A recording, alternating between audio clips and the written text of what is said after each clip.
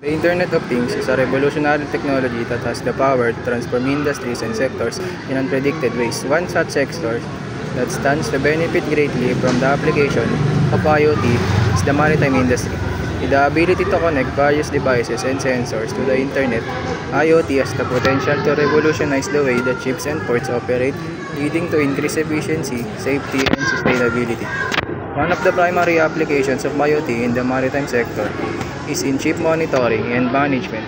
By installing sensors on various components of a ship, such as engines, fuel tanks, and navigation systems, ship owners and operators can remotely monitor the health and performance of their vessels in real time.